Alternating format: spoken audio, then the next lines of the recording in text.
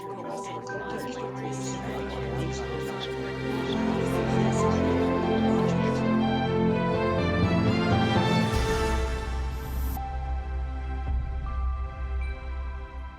Watkins is probably best known as the first ever female wiggle, the yellow skivvied, red-headed idol of many a preschooler.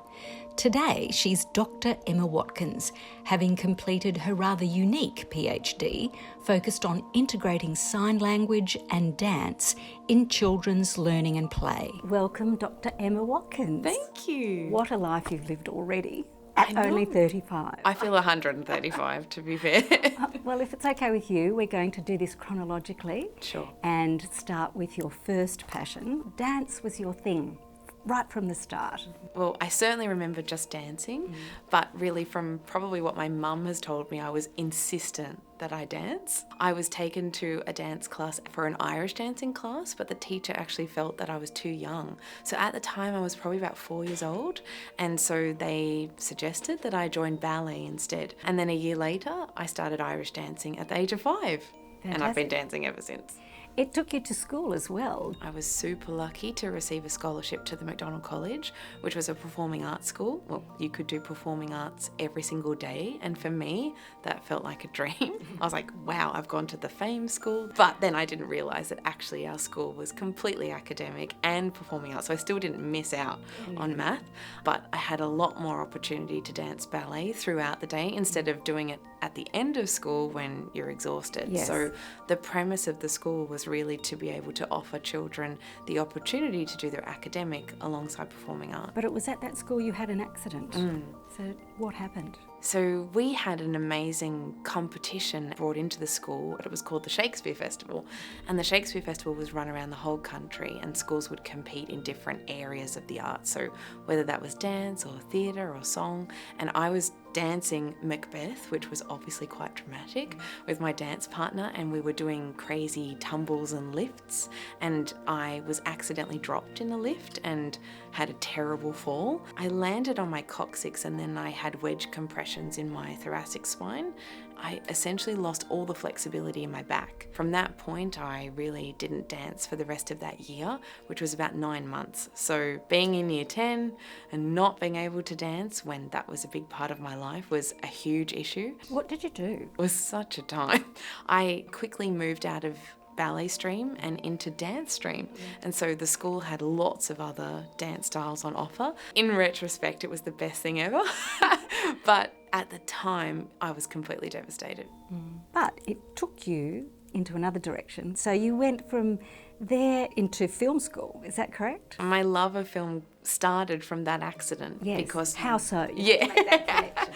So my art teacher and my dance teacher, they must have colluded. And they realised that having me sit and watch the rest of my class for the whole year was probably a bit detrimental. And I was put back into art, and then half the time with the kindergarten students. So I would go and read stories to kindergarten, and then I went into art, and she basically let me have full reign of the computer room. And so then I taught myself how to use video editing software, at that time Final Cut, and it was my favourite place of the whole school. And through that had made a range of films, and one film in particular my art teacher submitted to a festival, and then I won Best Film Editing, which was so bizarre for me. I'd never really done anything with film prior to that, and through that I was offered a scholarship to Sydney Film School. And it took you to a Masters of Media. Yes, well, I mean, there was a few things in between. Well, tell me, fill in the gaps. Well, I went to film school, loved film editing mostly, and then I felt that I'd missed out on my dancing, so I went back and did full-time dance for another year. And it was tricky because I was at full-time dance, but I also wanted to continue my film studies. And then through that, I met an amazing teacher who felt that I'd already had some experience with film school and that I should try and change my course. When he suggested that I just put my portfolio in, I thought, well, this is not going to work. But actually, it changed the trajectory of my career. And all the while, were you doing auditions? Oh, so many auditions. I auditioned for every musical in Sydney and I received none. Not one. I didn't get anything, which was fine. I mean, musicals probably wasn't my strong point. Yes. And I was really reluctant to sing. So majority of the jobs that I was getting as a performer was predominantly dance. Yeah. So I danced with some amazing people like Jessica Malboy and Marsha Hines. I danced in India. And so all of those jobs were coming through and I felt like that was home for me. Until? Tell me. I got an audition for the Wiggles. Yes. And that didn't come through my manager, but lots of the auditions were posted on social media, and this particular audition was for a ballet dancing fairy. And I thought, well, that's perfect. I kind of look like a fairy. I've got curly hair. Let's go. I love ballet. And you had to learn the piece before you got there, which to me felt like a cheat. Because most auditions, they're wanting to see how quickly you pick up choreography. So I was like, well, how are they even going to pick the person? But in the audition room, we were asked to give any extra talents. And someone on the panel recognised me from past times at Irish dancing competitions, and they asked me to do some Irish dancing. And then lo and behold, I got the gig. And why was that? Because I was an Irish dancer. Actually, my special skill was the perfect skill that they needed for that show. But that wasn't on the audition brief. I didn't know that I would do that at the time. But how wonderful. I know. Now, it wasn't just the fairy. You played other roles there as well. You were did. Wags the dog and Dorothy, and was it hot in those suits? So warm. But you know, you learn so much about not just resilience, but facial awareness. That's a huge part of suit character work. I loved being able to play different roles, and I was thrown into the deep end on so many things, including playing musical instruments. It feels more natural to me now, but I never grew up doing instruments in a way that would be on a world stage. So when I was asked if I played any instruments, I accepted that challenge. I was like, well, I did grow up playing keyboard and piano and very bad violin and very bad flute, but I really gravitated towards the drums. And perhaps because of my Irish dancing training, I was more inclined to rhythmic music, ended up loving playing the drums. As one of the most popular Wiggle members, what was it like to be a Wiggle? I feel like it was probably the best experience I could have ever have had. And for me, it felt like I went to university to learn all those skills. My time at the Wiggles was broad, and I was there for 12 years, and I wasn't just a performer, but I had an incredible experience being part of the video editing team and on the board and to be a Wiggle. And so I had the opportunity to learn so many different things in front of the camera, but also behind. I don't know what I would have done without it.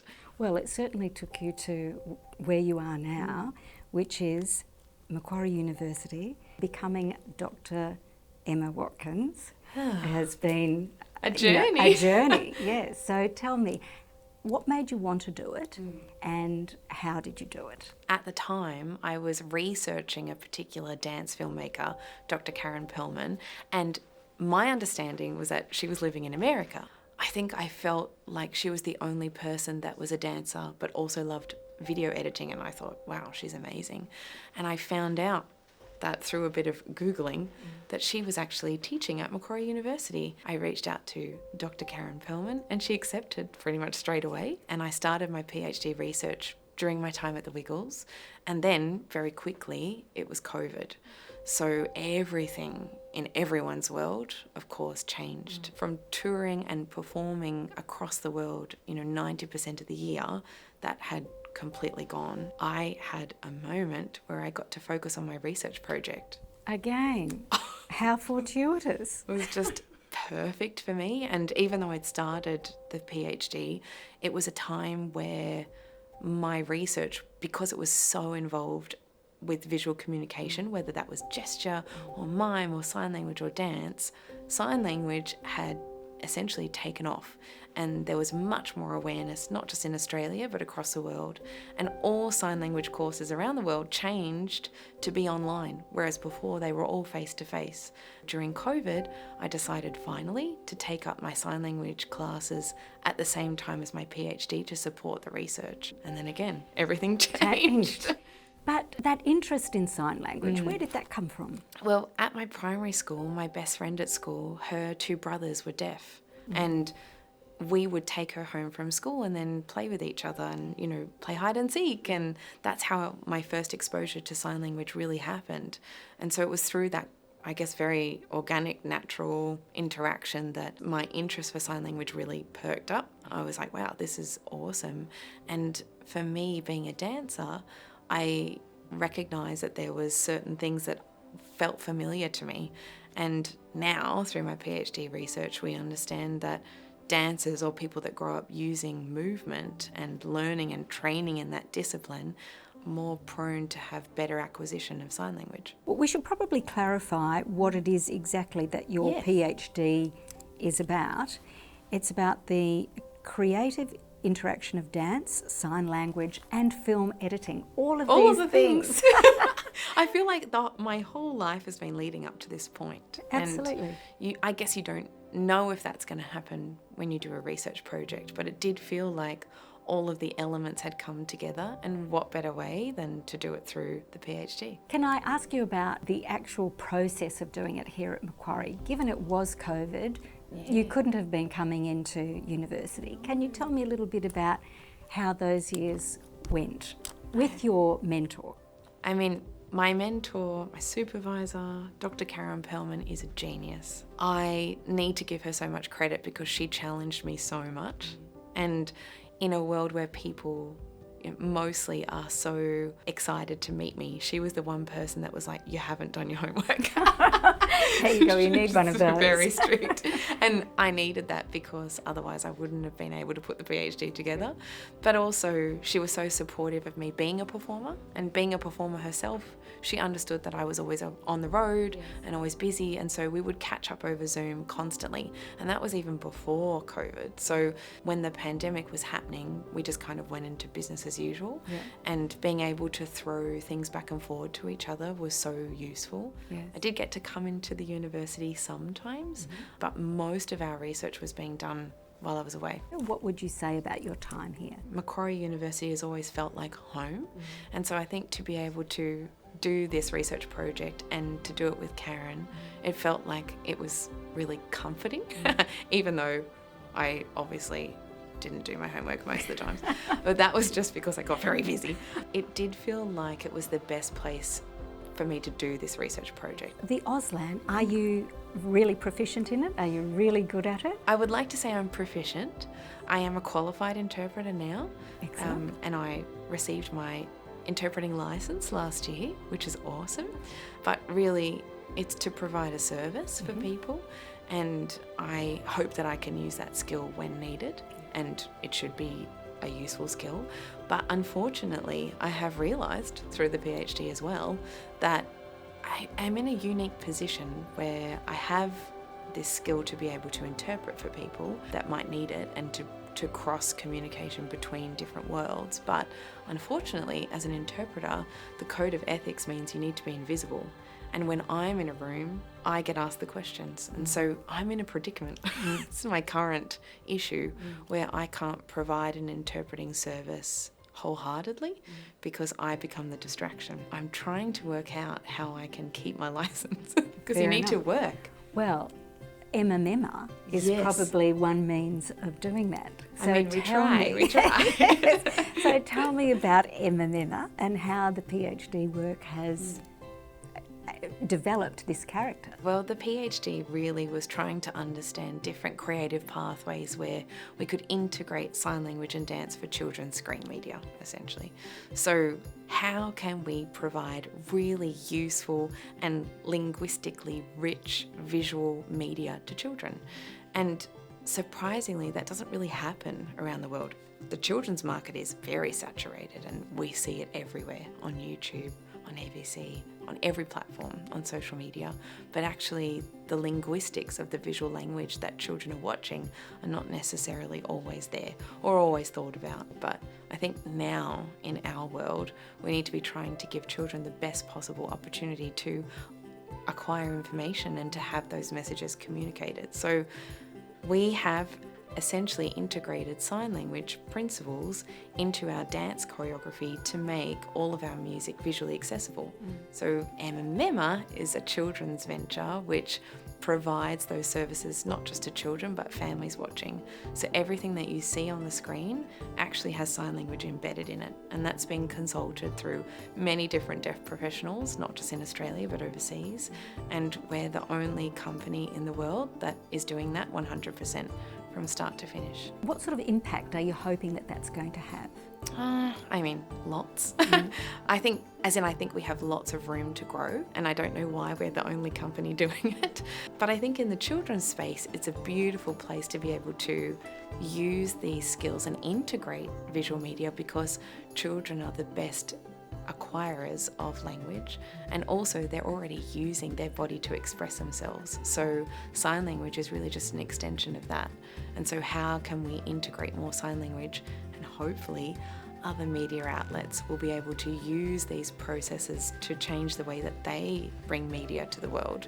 I mean, captioning is one thing, picture-in-picture interpreting is another, but actually for children to be able to see sign language with the main event on screen is very rare.